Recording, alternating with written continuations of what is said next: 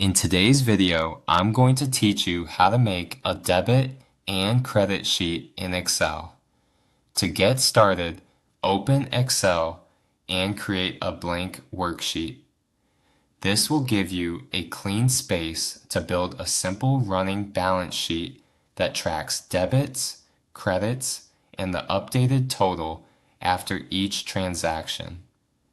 A sheet like this is useful for basic bookkeeping, personal budgeting, or any situation where you want to monitor money going in and out in a structured way.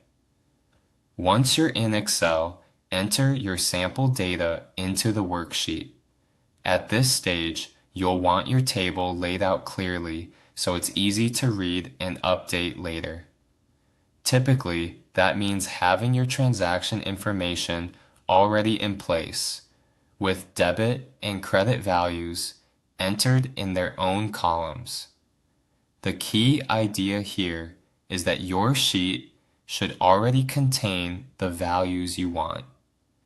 Excel to calculate from, so take a moment to make sure everything is entered in the correct cells before moving on.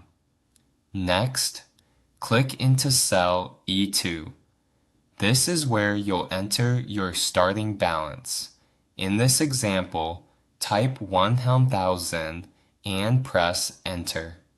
This number acts as the opening amount for your sheet, and Excel will use it as the base for the rest of your balance calculations. If you're creating this for your own records, this would normally represent the amount you're starting with before any new debit or credit entries are applied. After that, click into cell E3. In this cell, enter the formula equals E2 plus C3 minus D3. In Excel, that looks like this: E2, C3, D3.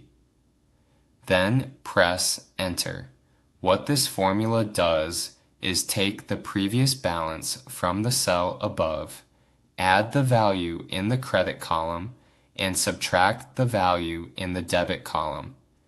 This creates a running balance which updates row by row based on each transaction.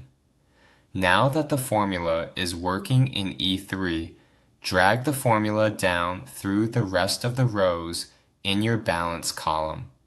To do that, select cell E3, move your cursor to the small square at the bottom right corner of the cell, then click and drag downward. Excel will automatically copy the formula and adjust the row references for each new line.